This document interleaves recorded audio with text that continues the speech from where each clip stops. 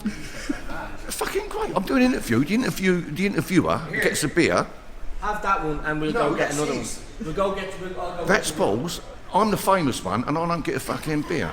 I'll get you another one. You have that one. I'll get you another one. I don't want that one because that's his. No. Hot for Dom and that's Dutch for fucking hell.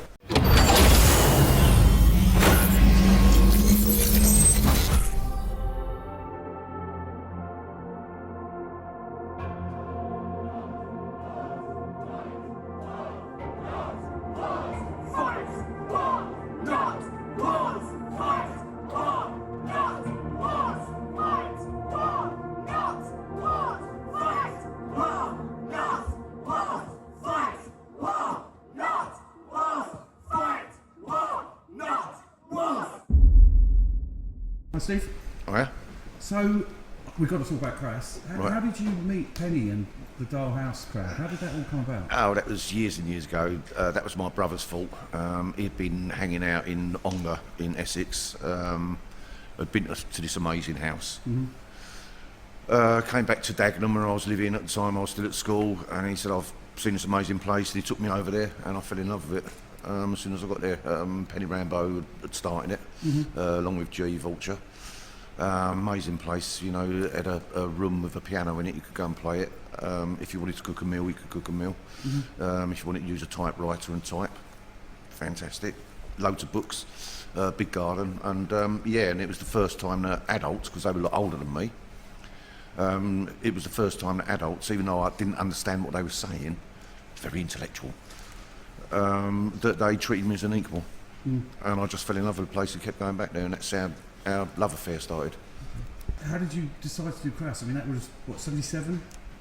Was it just you'd seen the Pistols and thought, let's try this? No, I didn't see the Pistols. I saw the Clash in Bristol. Everyone was going, oh, you're shit, fuck off, and all this.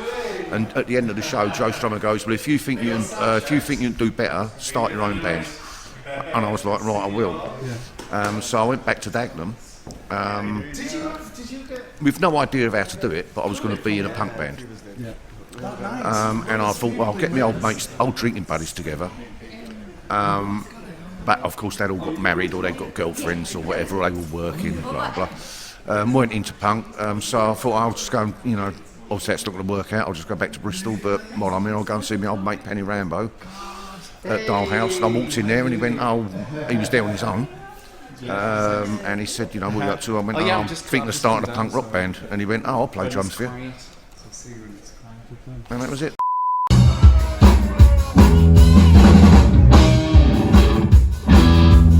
Pogo and a Nazi, spit upon a Jew. He spoke violence, often stuck in the room. Nothing like right front, all he must say. All you put that fighting, just that my game. Boring fucking pussy, little get a strong shot. Dead, right away. Big penis, I don't see the point. And I can't feed them this one time. How you did the reefer? What? Favourite Crass songs to perform? Favourite to perform?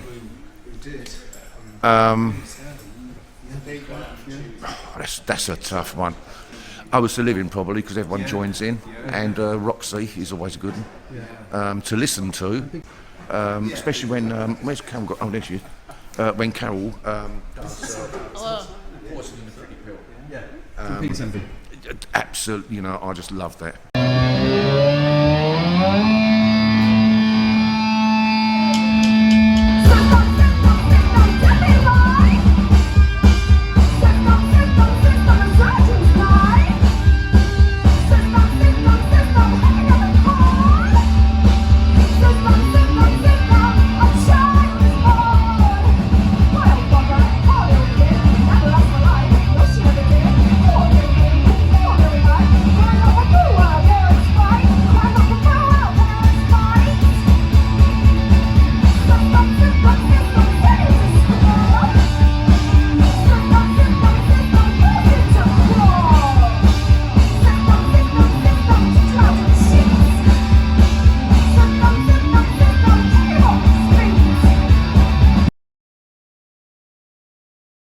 Tiny little village in between Haysborough, spelt Happysburg, and Great Yarmouth. I moved there, did a big gig down at Shepherd's Bush, made a load of money, so I was able to donate. Yeah, I was sort of collecting them, wasn't I? Yeah, and also from the gig, so gave me a nice check to the Lifeboat, because I thought, well, who do I do? I'm going to do it for a charity or what. So I thought I'll do it for a local lifeboat, because then I'll see where it goes. You know, it's not going to go on bloody petrol and, you know, some twat in a, you know, with a clipboard. And they bought, with the money, they bought life jackets, which went on to save people's lives, which I also used when I joined the crew. So anyway, I gave them this bloody money, and they said, well, why don't you join? I was like, nah, because I thought it was going to be like the fire brigade or something, but you've got to line up and show your fingernails clean and stand.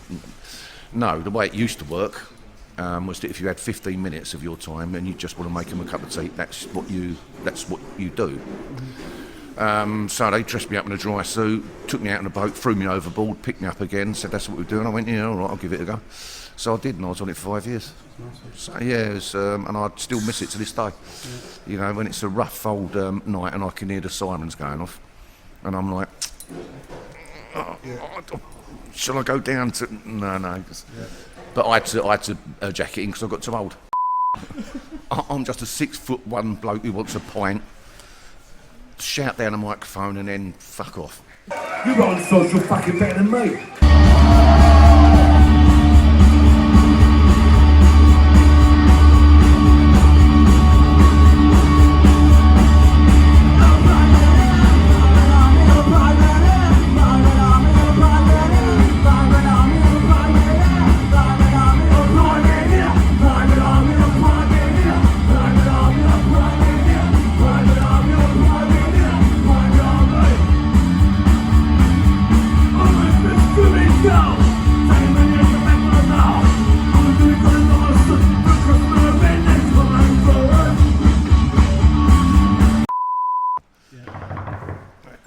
That's Dunstan from Terabang, fucking noisy bastard, as So usual. This is live.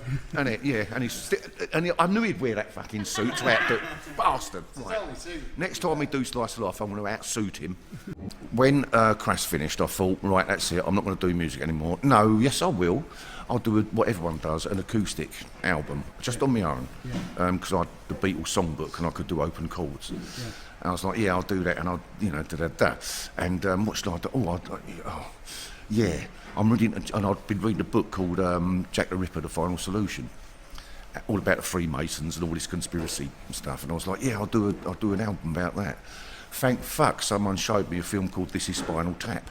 Right, because otherwise I would have been that muppet, sausage is a naughty one. I was like, fucking hell. So He's a naughty man, sausage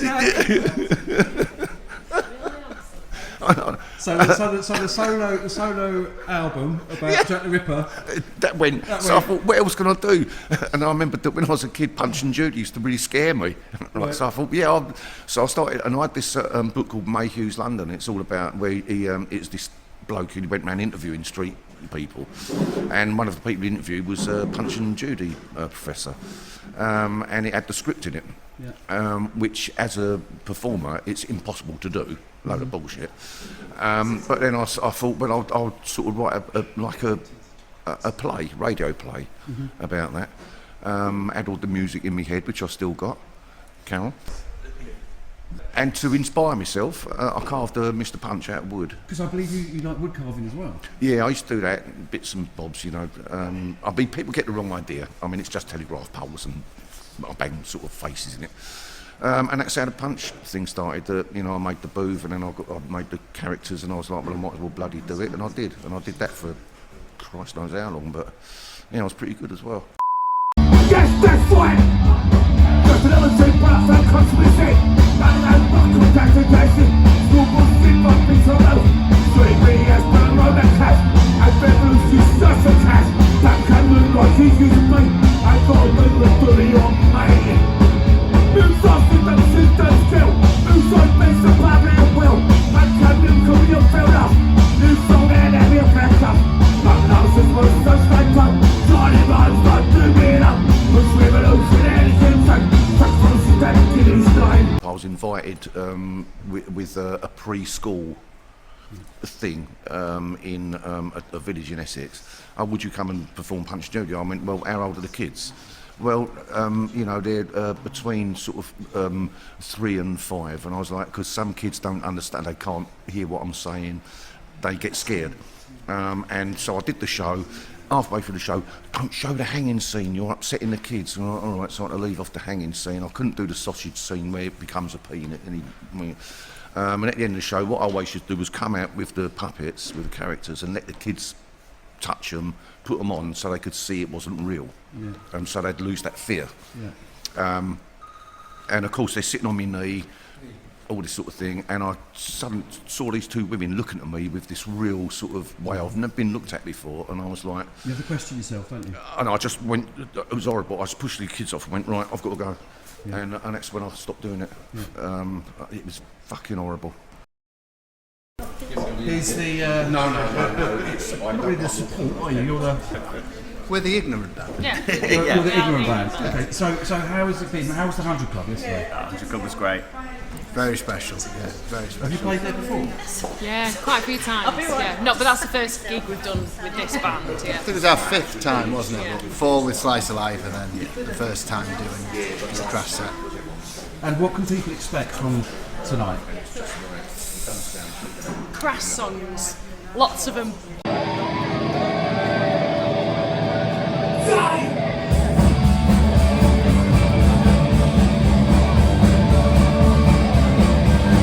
There will be a lot of frenetic, raucous, passionate drumming. Yes. Yeah. Yes.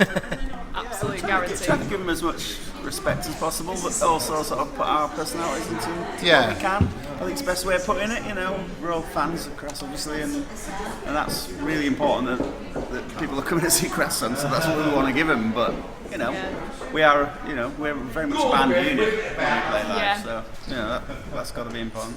Me and Carol have played with Steve for 11 years. Did you play the We played the Last Supper. Yeah.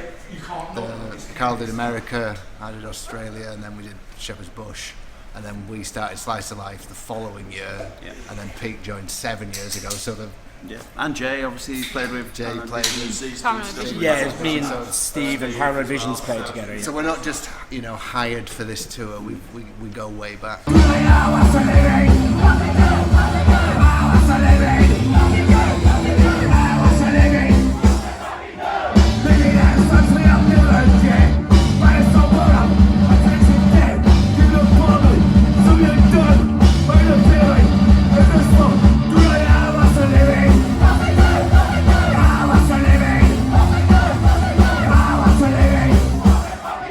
Hi, I'm Cherry B and I'm here to do some poetry.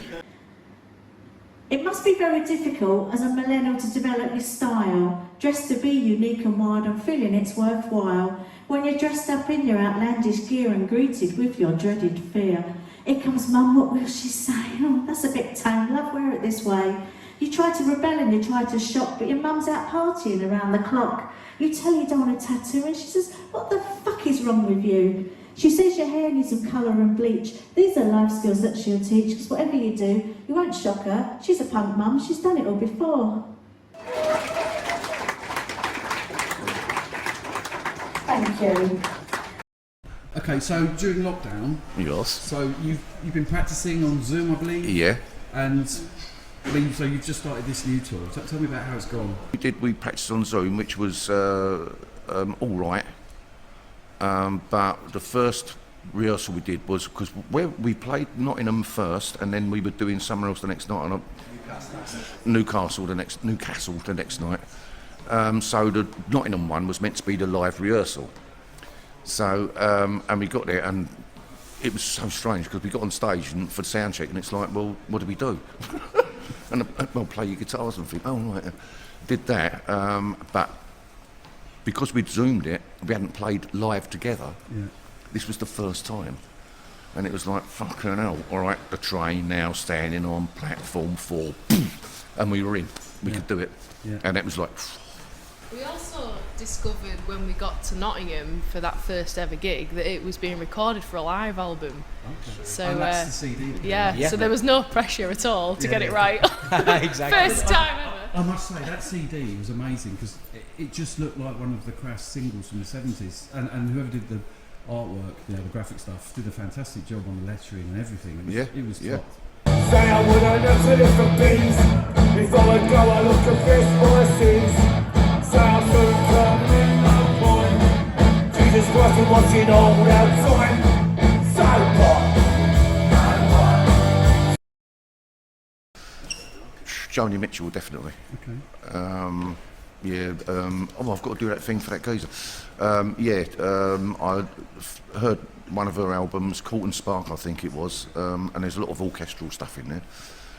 And I've got to say, Leonard Bernstein, his music, inspired me. But then influences or music I like, anything, Four Tops, definitely. Reggae. Yeah, Absolutely, John Barry. All that's because what I realised when I was in Crass and sort of doing the Crass stuff was that what's the music I really like, and it's film soundtracks. And that's when I'm working with Slice of Life. That's where I get my inspiration from. Those film soundtracks. Because I don't think Vangelis is fantastic. Yeah, but you look at the old like Alfie, for example. That's Sonny Rollins doing the music to that. Saturday Night, Sunday Morning is I've forgotten his fucking name, Johnny Dankworth. Stuff like that, So and that made me go and listen to their records, and I'm like, I like that track. I don't like that track. I like that, So I don't think people realise how much what a power music or sound has. If you look at the black and white film of Oliver Twist, and there's the opening shot is this woman walking, and she's pregnant with Oliver, who's going to become Oliver, and she walks across this field, and suddenly she gets a labour pain, and there's two bits of rose thorn that go, and there's just a violin sound, and Muir Matheson, the bloke who conducted the music for the film, actually scored it and went, that's going to be the sound of the pain. And that was like, oh, fucking hell. Yeah, so, yeah.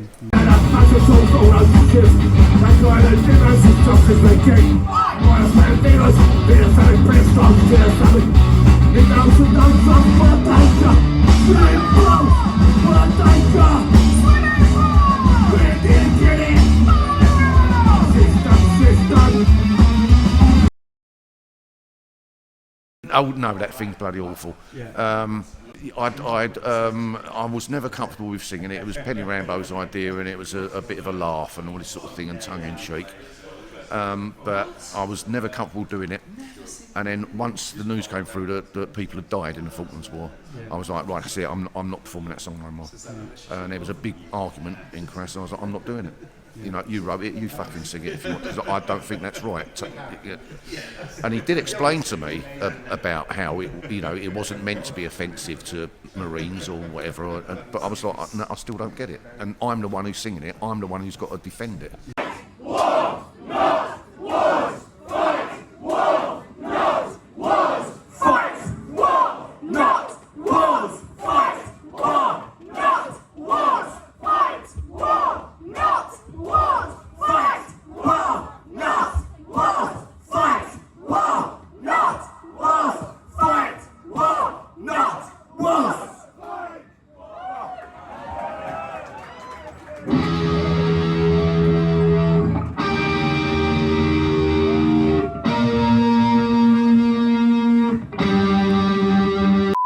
What advice would you give to a 20-year-old Steve with your experience and everything you've seen now? Before he started in the whole Crass and the whole music thing. Make sure your bedroom door is locked before you take your trousers and pants down. How do you mean? It could be embarrassing if your mum walks in. Oh, okay. Yeah. Oh, okay. Okay. Yeah. That's it. Nothing more philosophical. Look, if you want philosophy, I'm not a fucking guru, right?